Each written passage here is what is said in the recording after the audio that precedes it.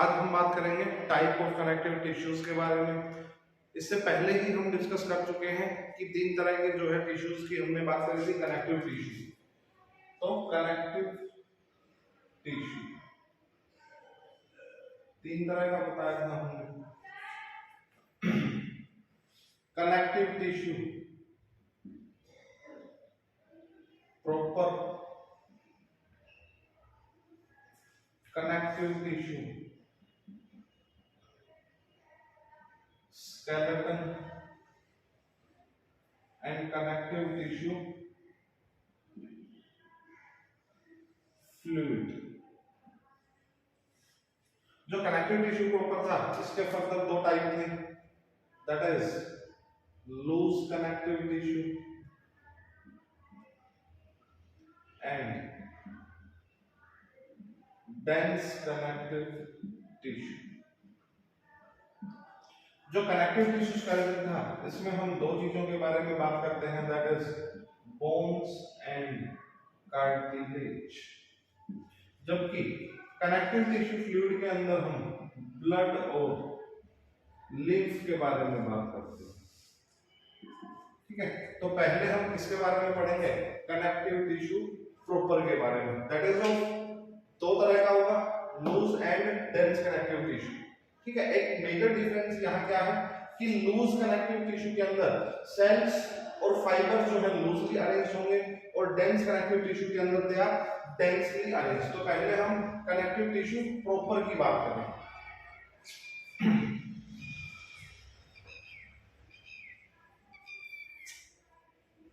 तो दो तरह का होगा कनेक्टिव टिश्यू प्रॉपर, जिसमें पहला है लूज कनेक्टिव टिश्यू।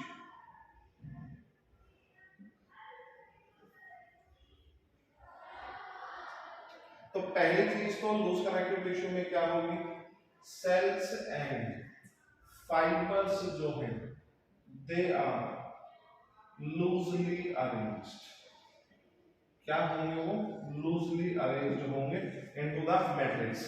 एक जो मेजर डिफरेंस हम यहाँ लूज और डेंस के बीच में दे सकते हैं, दैट इज कि अगर सेल्स और फाइबर्स को मैं कंपेयर करूं तो लूज कनेक्टिव टिश्यू के अंदर किसका नंबर ज्यादा होगा, लूज के अंदर तो cells will be more than fibres, जबकि डेंस कनेक्टिव टिश्यू के अंदर जो फाइबर्स है उनका नंबर ज्यादा है किससे, सेल्स से। हम यहाँ मैट्रिक्स से कंपेयर नहीं कर रहे हैं, ऑलरेडी हम बता चुके हैं मैट्रिक्स का अमाउंट जो ज्यादा होगा इनसे। लेकिन अगर मैं थोड़ा सा सेल्स और फाइबर्स को कंपेयर करता हूं तो लूज में सेल्स ज्यादा होंगे, फाइबर्स कम होंगे, जबकि डेंस में फाइबर ज्यादा है और सेल्स का नंबर जो है कम होगा। ठीक है, तो पहले हम बात कर रहे हैं लूज कनेक्टिव टिश्यू के बारे में। तो सेल्स और फाइबर्स जो है लूजली अरेंज्ड होंगे। तो दो तरह का होगा ये फर्दर। पहला होगा that is alveolar connective tissue. एक दूसरे तरह का और हम यहाँ पढ़ेंगे that is adipose connective tissue. तो एल्वियोलर में क्या होगा, एल्वियोलर का मतलब क्या होता है कि एयर स्पेस। क्या होंगे, एयर स्पेसेस। अगर एयर स्पेसेस हैं तो इसका मतलब ये जो कनेक्टिव टिश्यू है ये फिलिंग या पैकिंग मटेरियल की तरह यूज होंगे, फिलिंग या पैकिंग मटेरियल की तरह यूज होंगे। तो पहली बात तो एल्वियोलर के बारे में क्या है, it is the most widely distributed tissue. जो हमने कनेक्टिव टिश्यू पढ़ा था वो मोस्ट वाइडली था, और उसमें भी अगर हम बात करें एल्वियोलर की तो ये सबसे ज्यादा पाया जाएगा। तो it is the most widely distributed tissue. ठीक है, फाइबर्स, सेल्स और मैट्रिक्स तीनों चीजों की हम बात पिछले लेक्चर में यहाँ जो है जिसमें कनेक्टिव टिश्यू के सेल्स के बारे में हमने बात करी थी, हम कर चुके हैं। तो हम यहाँ अगर बात करें सेल्स जो मेनली कौन होंगे, फाइब्रोब्लास्ट। इनके अलावा मैक्रोफेजेस और मास्ट सेल्स जो है यहाँ पे पाए गए आर मोर अबंडेंट। ठीक है, तो कौन सी सेल्स का नंबर ज्यादा होगा? दैट इज फाइब्रोब्लास्ट, मैक्रोफेजेस और मास्ट सेल का अमाउंट यहाँ पे ज्यादा होगा। अगर हम एरियोलर कनेक्टिव टिश्यू की बात करें तो अभी इसका जिक्र किया हमने एज ए फिलिंग या पैकिंग मटेरियल इसको यूज हम कर रहे हैं। तो ये काम क्या कर रहा है? It act as a support framework for the epithelium. क्या काम करेगा ये? It acts as support framework for epithelium. Epithelium को सपोर्ट देने का काम जो है क्या करेंगे? Areolar connective tissue. अगर बात करें कि प्रेजेंट कहां पे होगा, तो जनरली ये स्किन के नीचे की तरफ प्रेजेंट होंगे, तो they are present beneath the skin. कहां पे प्रेजेंट है? बीनीथ द स्किन जो है ये प्रेजेंट हो, और मेन काम क्या है? सपोर्ट देना। तो ये हमारे पहले तरह के कनेक्टिव टिश्यू थे। लूज का पहला type that is areolar connective tissue. इसी का एक दूसरा जो है मॉडिफिकेशन, जिसे हम बोलते हैं एडिपोज कनेक्टिव टिश्यू। तो सेकंड टाइप हमारा क्या होगा? That is adipose connective tissue.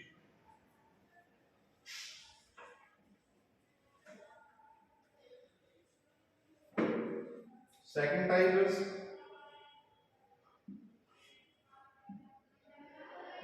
adipose connective tissue। तो एरियोलर कनेक्टिव टिश्यू ही मॉडिफाई हो गया है इसमें एडिपोज कनेक्टिव टिश्यू, या हम बोल सकते हैं मॉडिफाइड एरियोलर कनेक्टिव टिश्यू ही है। लेकिन यहाँ की सेल्स जो है वो मॉडिफाई हो गई है किसके लिए? To store the fats. तो it is modified areolar connective tissue in which cells are modified to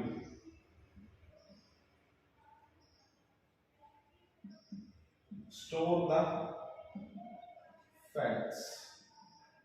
तो देखो होगा हमारी बॉडी के अंदर जितने भी एक्सेस न्यूट्रिएंट्स हैं जिनका हम अभी यूज नहीं कर रहे हैं, उनको बॉडी किस में कन्वर्ट करा देगी? फैट्स के फॉर्म में, और वो यहीं आके स्टोर होंगे।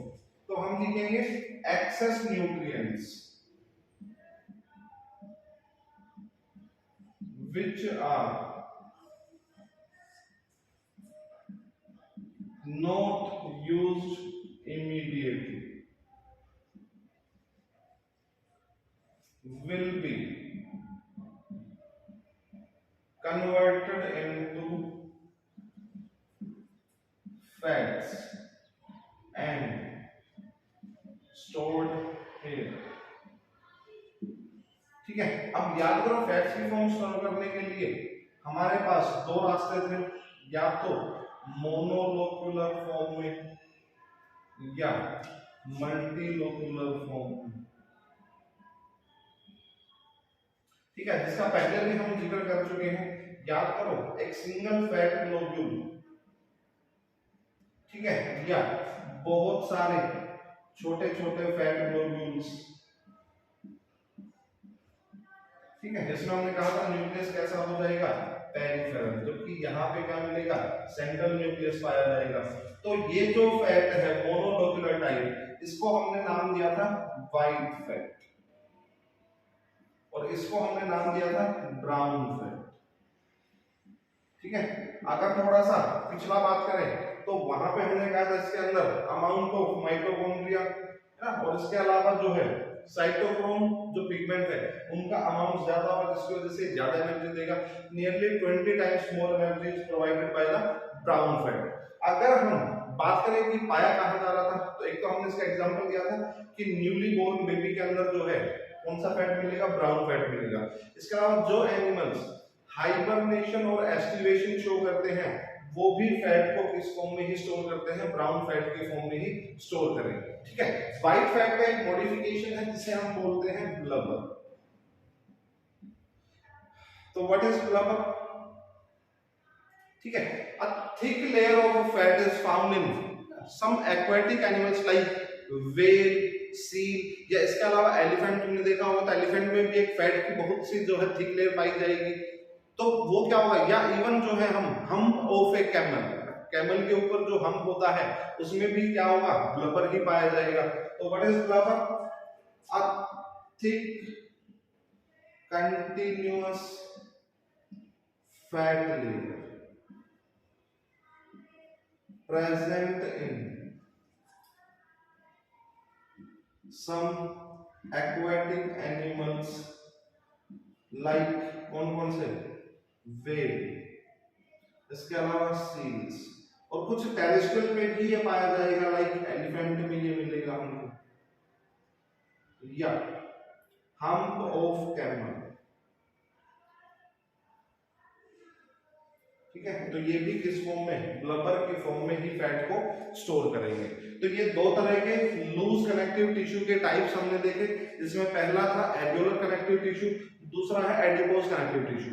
अगर मैं बात करूं कि ये पाया कहां जाएगा, तो it is also present beneath the skin, हमारे स्किन के नीचे ही क्या होगा, फैट की लेयर जो है प्रेजेंट होगी। तो हम यहां लिख लेते हैं इसको, समझो इसको कि प्रेजेंट कहां होगा, ये बीनीथ द स्किन, स्किन के नीचे की तरफ ही कौन प्रेजेंट होगा, फैट या एडिपोज कनेक्टिव टिश्यू प्रेजेंट होंगे।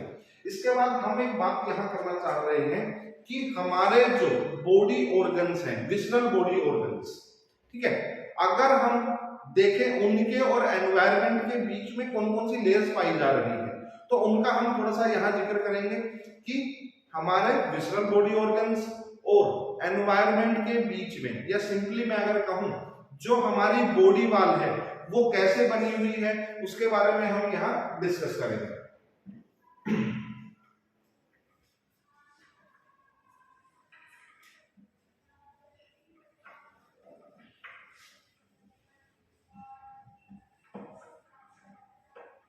तो देखिए, ये फॉर एग्जांपल लाइक हमने क्या दिखा दिया, विसरल ऑर्गन्स, क्या दिखाया हमने, ये visceral organs, and if you know visceral organs are covered by a layer of peritoneum, peritoneum की जो है कवरिंग वहां पे प्रेजेंट होंगी, लाइक फॉर एग्जांपल लंग्स के बाहर प्लूरल मेम्ब्रेन, हार्ट के बाहर क्या मिलेगी, पेरिकार्डियम।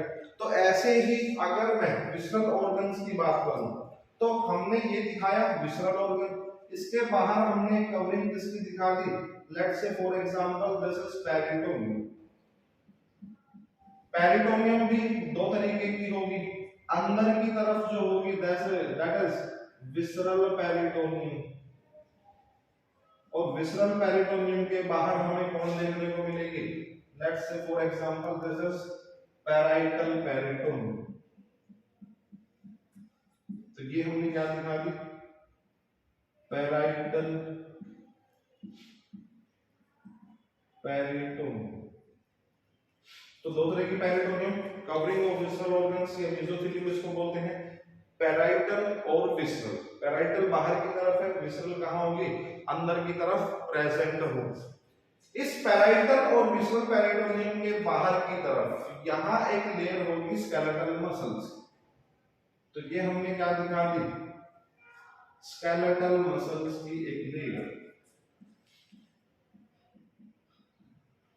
तो दिस इज स्केलेटल मसल्स की लेयर। इस स्केलेटल मसल्स के बाहर की तरफ यहां पे कौन प्रेजेंट होगा, एल्वियोलर कनेक्टिव टिश्यू। तो ये हमने क्या दिखा दिया, alveolar connective tissue, this is alveolar connective tissue, ठीक है। इस एल्वियोलर कनेक्टिव टिश्यू के ऊपर की तरफ कौन प्रेजेंट होगी, फैट्स की लेयर यानी कि एडिपोज टिश्यू यहां पे प्रेजेंट होंगे। तो लेट्स से फॉर एग्जांपल ये हमने क्या दिखा दिए, एडिपोज कनेक्टिव टिश्यू, और इस एडिपोज कनेक्टिव टिश्यू के बाहर की तरफ कौन प्रेजेंट होगा, इंटेगुमेंट। इंटेगुमेंट में हम दो चीजें इंक्लूड करते हैं, एपिडर्मिस और डर्मिस। तो लेट्स से ये हमने क्या दिखा दी, एपिडर्मिस की लेयर, और इस एपिडर्मिस के नीचे की तरफ यहां कौन प्रेजेंट होगा, डर्मिस। तो ये हमने दिखाया डर्मिस वाला पार्ट, और ये हमने दिखा दिया एपिडर्मिस। ठीक है, वी ऑलरेडी नो एपिडर्मिस जो है कैसी होगी, एक्टोडर्मल इन ओरिजिन होती है, जबकि डर्मिस जो है ये पार्ट मेसोडर्मल होगा। ठीक है, इस मेसोडर्मल वाले पार्ट में डर्मिस में यहाँ पे कुछ स्ट्रक्चर्स प्रेजेंट होंगे, लाइक फॉर एग्जांपल यहाँ पे सिक्रेटरी यूनिट प्रेजेंट हो सकती हैं, किसके लिए, लाइक स्वेट ग्लैंड हो सकती हैं। ठीक है, और ये इनकी हमने दिखा दी है सिक्रेटरी यूनिट। ठीक है, इसके अलावा इसी लेयर में क्या भी प्रेजेंट होंगे, हेयर फॉलिकल्स वगैरह भी प्रेजेंट हो सकते हैं। तो ये हमने क्या दिखा दिया, हेयर।